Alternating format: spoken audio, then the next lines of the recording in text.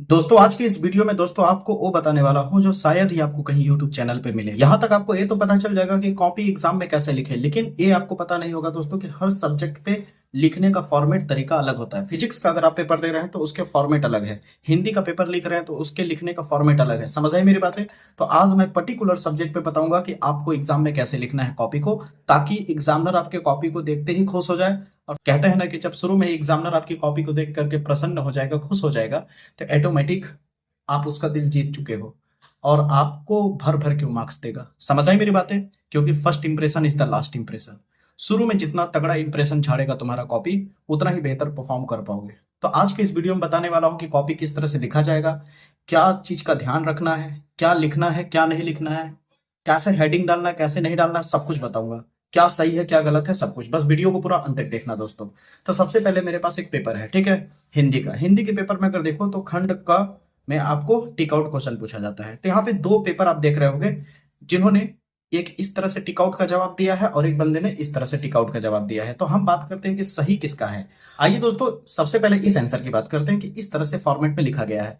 तो आपको मैं बता देना चाहूंगा कि कितना 70% से ज्यादा स्टूडेंट इसी फॉर्मेट में लिखते हैं और लगता है कि मैं तो एकदम सजा के लिखा हूं, हेडिंग बाई हेडिंग लिखा हूं तो मेरा मार्क्स मिल जाएगा। मार्क्स नहीं कटेगा, मिल जाएगा। लेकिन आपसे एक सवाल करना चाहता हूं कि इस कॉपी को ध्यान से देखिए और इस कॉपी को ध्यान से देखिए, दोनों का आंसर सेम है, सही भी किया है। बस फर्क क्या है कि इसने जैसे प्रश्न संख्या पहला है ये आपका, देखिए तो पहले प्रश्न में क्या है, क ख ग घ अंग है, ठीक है। तो इसने क्या किया, प्रश्न संख्या फर्स्ट का क, फिर उसका आंसर लिखा, फिर वही चीज दोबारा लिखा, प्रश्न संख्या फर्स्ट का ख, फिर आंसर लिखा, फिर प्रश्न संख्या फर्स्ट का ग, फिर आंसर लिखा। इतना सारा हेडिंग बनाने में क्या उसको समय नहीं लगा होगा?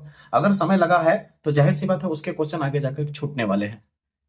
इसका मतलब हेडिंग भी डालते दौरान सोच समझ के डालना है कि आप कितने हेडिंग यूज कर रहे हो। और इसी को देखो उस बंदे ने कितने आसान तरीके से, देखने में भी कितना सुंदर लग रहा है और सही जवाब दिया है। मार्क्स इसको भी मिलेगा, लेकिन इसने अपने ही पैरों पे कुल्हाड़ी मार दिया। कैसे? उसने बहुत सारा हेडिंग डालने में ज्यादा सर समय व्यर्थ कर लिया। इतना आपको देखो, खंड का पहला क्वेश्चन और खंड का में दूसरा क्वेश्चन भी टिक आउट ही है। उसको पूरा करने में जिस हिसाब से लिख रहा है, मेरा मानना है कि 15 मिनट आराम से खाएगा।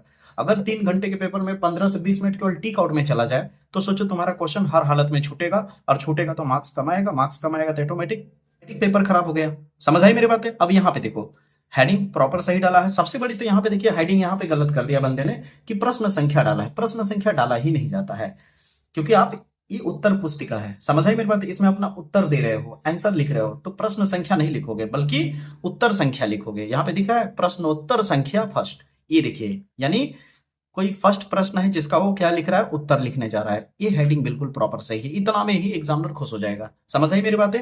और यहीं पे आप अपना इंप्रेशन झाड़ दोगे। फिर उसके बाद देखो बंदे ने कितने शानदार तरीके से जवाब दिया, क ख अंक पहले ही डाल दिया, फिर जो सही है उसको दिया है। दिख रहा है आपको? प्रॉपर तरीके से उसको मार्क्स मिलना ही मिलना है। इस तरह से लिखोगे तो समय भी बचेगा, देखने में सुंदर भी लगेगा और एग्जामिनर पहले ही पेज में प्रसन्न हो जाएगा। समझ आई मेरी बातें? फिर यहाँ दूसरे पेज में वही किया है, बिल्कुल सही जवाब। तो यानी अब आपको समझ आया कि टिक आउट क्वेश्चन जब भी आप एग्जाम में करेंगे तो इस तरह के फॉर्मेट में नहीं करेंगे, ठीक है, इस तरह के फॉर्मेट में आप करेंगे। अब बताइए यहां तक आपको बात समझ में आया? अब इसके बाद थर्ड क्वेश्चन को कैसे अटेम्प्ट करेंगे, ये भी बहुत लोग नहीं जानते। यहां भी आप अपना इंप्रेशन झाड़ सकते हो। यहाँ पे थर्ड क्वेश्चन देख सकते हो। आपको गद्यांश का क्या करना होता है दोस्तों, संदर्भ और व्याख्या लिखना होता है, उसके नीचे कुछ प्रश्न दिया रहता है। मैं आपको बता देना चाहूंगा, इस प्रश्न को अगर आप ध्यान से देखो तो गद्य जब एग्जाम में आपका आएगा तो दो क्वेश्चन तो आपका खुद ही फिक्स होता है, एक होता है संदर्भ और एक होता है व्याख्या। ये नहीं हटने वाला, यहाँ पे स्टार्ट कर दिया हूं मैं। यही तीन क्वेश्चन जो होते हैं बदल के देगा। अब यहाँ पे क्या इसे याद करना पड़ेगा? नहीं, इसको जब आप पैराग्राफ को पढ़ोगे तो उसी में इसका आंसर होगा। समझ आई मेरी बातें? अगर इसका प्रॉपर वीडियो चाहते हो तो मैंने बना दिया है, उसको आप जाकर के देख सकते हो। 3 घंटे में कैसे 56 मार्क्स की तैयारी करें, उसमें आपको ये सारे टेक्निक ट्रिक्स पता चल जाएंगे। ठीक है दोस्तों, बात कर लेते हैं अभी फिलहाल लिखने की, ठीक है। तो अभी प्रश्न है तो इसको कैसे प्रेजेंट करना है, देखो ध्यान से। यहाँ पे तीसरा है तो तुम क्या लिखोगे, प्रश्नोत्तर संख्या 3, ठीक है। फिर यहाँ पे देखो अथवा भी दिया रहता है, चाहे तो आप इसे करो या तो अथवा में एक और नीचे दिया है इसे करो। समझ आई मेरी बातें? तो जब अथवा दिया हुआ है, जब आपका अथवा दिया हुआ है तो जब आप आंसर लिखना शुरू करोगे तो वहां भी एग्जामिनर को थोड़ी सी परेशानी होगी उसको समझने में कि ये किसका आंसर लिखा है। इसलिए आप क्या करोगे, थोड़ा सा इसके शुरू के 2-3 वर्ड और लास्ट के 2-3 वर्ड लिख करके इस तरह से डैश डैश कर दोगे। इससे एग्जामिनर को और ज्यादा प्रसन्नता होगी, खुश हो जाएगा, बंदे को ज्यादा मेहनत करना नहीं पड़ेगा चेक करने में, ठीक है। फिर उसके बाद अपना हेडिंग संदर्भ डालेंगे, संदर्भ लिखिएगा, व्याख्या डालेंगे, व्याख्या लिखिएगा। इसको तुरंत पहले ही लिख लीजिएगा, जैसे यहाँ पे पहले और दूसरे क्वेश्चन पे पूछा है। तो आप इसे पहला और दूसरा डाल के करेंगे, ठीक ना। जब यहाँ तक आप कर लेंगे फिर उसके बाद अगला क्वेश्चन जो दिया है उसको अपना जवाब देते चले जाइएगा, आपका काम हो जाएगा। समझ आया?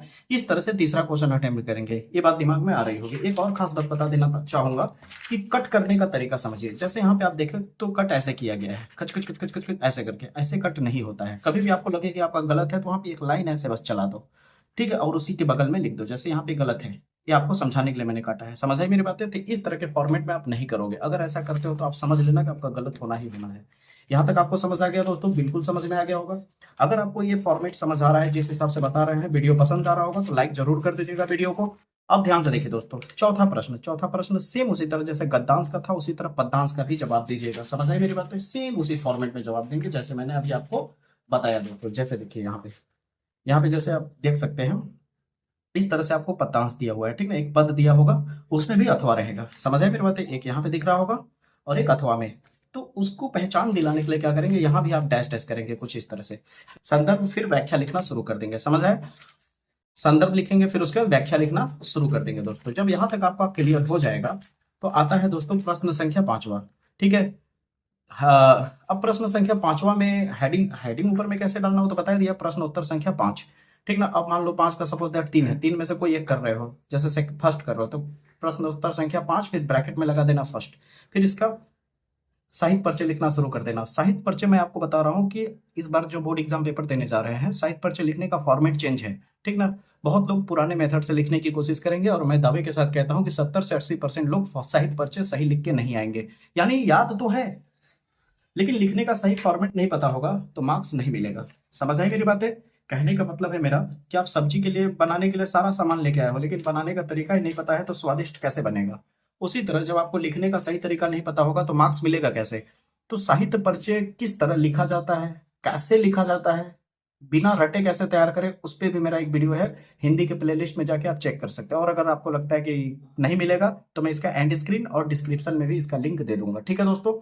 पूरा हिंदी का मैंने तैयारी करा दिया। मेरा अगर प्लेलिस्ट आप जाके देखोगे तो हिंदी का A to Z चीज मैंने तैयार कराई है। और मेरी वीडियो की सबसे खासियत क्या है पता है, कि आपको कॉन्सेप्ट से समझाया है लेकिन उन बच्चों पे भी मैंने फोकस किया है जो साल भर से नहीं पढ़े हैं, जिनकी साल भर से कोई तैयारी नहीं है। तो वो ज्यादातर ट्रिक और टेक्निक और टिप्स चाहते हैं कि मैं कम से कम समय में कैसे पढ़ के तैयार कर सकूं चीजों को, वो सारी चीजें। यानी कह सकते हैं कि मैं हर कैटेगरी के बच्चों के ऊपर मैंने पूरा फोकस किया है, जो कि बहुत कम टीचर करते हैं।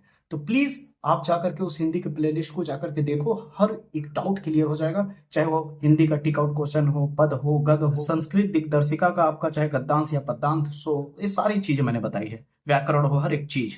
समझ रहे हैं? यानी कह सकते हैं फुल पैकेज। अब यहां तक जब हो जाए तो इस तरह से अपना फिर आता है, बाकी फॉर्मेट वही रहेगा लिखने का। समझ है? जैसे सिखाया हूं मैं। अब जैसे यहाँ पे आगे 8वां प्रश्न देखिए रहो, इसी को मैंने दिखाया अभी, हिंदी अनुवाद वगैरह कैसे लिखना है, इस तरह से करना है। समझ आई मेरी बातें? और जब आप लिखने का सही तरीका अगर आपको पता हो जाए तो सबसे बड़ा फंसते कहाँ पे स्टूडेंट पता है, कि अगर 2 नंबर का प्रश्न है तो उसको कितने पेज में लिखें, 3 नंबर का प्रश्न है तो कितने लाइन में खत्म करें, कितना लिखें, आधा पेज लिखें या 4 लाइन लिखें। उनको ये नहीं पता होता है कि अगर 2 नंबर का प्रश्न है तो उसका जवाब कितना देना है, 5 नंबर का प्रश्न है तो कितना जवाब देना है। इससे घाटा क्या होता है पता है आपको? इससे घाटा यह होता है कि मान लो 2 नंबर का प्रश्न है, उसे बहुत अच्छे से आ रहा है तो क्या करेगा, बहुत ज्यादा लिख देगा उसको, और 5 नंबर वाले प्रश्न को थोड़ा कम कर देगा या उसको बहुत ज्यादा लिख देगा। तो उससे जाएगा क्या, 2 चीजें। पहला कि एग्जामिनर को जितना मार्क्स देना है उतना ही देगा, आपके ज्यादा लिखने से या कम लिखने से उसको कोई फर्क नहीं पड़ने वाला है। समझ आई मेरी बात? ये बात दिमाग में गांठ बांध लीजिए। मतलब ये पता, इसका मतलब ये है कि आप पहले ये पता लगाइए कि कितने मार्क्स के प्रश्न के लिए कितना पेज या कितनी वर्ड्स लिखे जाते हैं। उस पर भी मेरा प्रॉपर वीडियो हो, उससे जाके देख सकते हैं। इस पे भी मैंने वीडियो बनाया है दोस्तों। समझ आया? ये कह सकते हैं कि सब तरफ से मैं आपकी मदद जितना कर सकता हूं उतना करने की कोशिश कर रहा हूं ताकि मैं आपका भरोसा जीत सकूं। समझ आई मेरी बातें दोस्तों? तो ये सारी चीजें बहुत ही इंपॉर्टेंट रोल प्ले करती है दोस्तों बोर्ड एग्जाम में बेहतर मार्क्स दिलाने के लिए। आपने सुना होगा बहुत लोगों के मुंह से कि अरे यार मैं एग्जाम में गया यार, मेरे को क्वेश्चन तो बहुत सारे आ रहे थे लेकिन समय कम पड़ने की वजह से मेरा 2-3 क्वेश्चन छूट गया। एग्जाम के सेंटर के बाहर जब स्टूडेंट आते हैं तो ये बात करते जरूर, मैक्सिमम बच्चों को ये बात जरूर कहते हुए सुने होंगे, हाँ या ना? सुना है ना? शायद उनमें से आप भी हो सकते हो, आपका भी शायद क्वेश्चन छूट सकता है। तो क्वेश्चन देखिए, समय तो सबको मिला, तो अनगिनत बच्चे का नहीं छूटा और अनगिनत बच्चों का छूट गया। उसका कारण क्या है? जिनका प्रश्न छूट गया उनको टाइम मैनेजमेंट अच्छे से नहीं आ रहा था। किस तरह से क्वेश्चंस को अटेम्प्ट करें, अगर 2 नंबर का प्रश्न है तो कितना पेज में लिखे, 3 नंबर का है तो कितना पेज में लिखे, ये सारी चीजें नहीं मालूम है तो क्वेश्चन तो छूटेगा ही। अगर आप चाहते हो कि आपका एग्जाम में क्वेश्चन ना छूटे, बेहतर तरीके से लिख के आओ, तो जरूर वीडियो देखना जो मैं बता रहा हूँ। ये भी आपको लिंक मिल जाएगा डिस्क्रिप्शन में, या तो आपको क्या कहते हैं प्लेलिस्ट में भी देखने को मिल जाएगा और इस वीडियो के अंत में भी देखने को मिल जाएगा। तो जितनी बातें मैं बता रहा हूँ, कॉपी लिखने का तरीका कैसे है, किस तरह से लिखना है, फॉर्मेट क्या है लिखने का, ठीक ना, वो सारी चीजें आप फॉलो करो। और अगर आपको एग्जाम में जैसे बहुत सारे प्रश्न होते हैं जो नहीं आया तो क्या करें, नहीं आया तो बना के कैसे लिखें, इस पे भी चर्चा की गई है उस वाले वीडियो में। समझ आ रही मेरी बातें? तो जरूर जा करके देखिए। उम्मीद करता हूँ ये जो आपको जानकारी अभी मैंने दिया वो आपको पसंद आया होगा, नॉलेजेबल लगा होगा। तो वीडियो को लाइक करके चैनल को जरूर सब्सक्राइब कर लीजिएगा, क्योंकि हर पेपर में मैं इस तरह के कुछ ना कुछ टिप्स एंड ट्रिक्स लाता रहूंगा, और बाकी सारी चीजें तो तैयारी लगातार करा ही रहा हूं मैं। मुलाकात होगी इसी तरह के बेहतरीन वीडियो के साथ, तब तक के लिए जय हिंद जय भारत।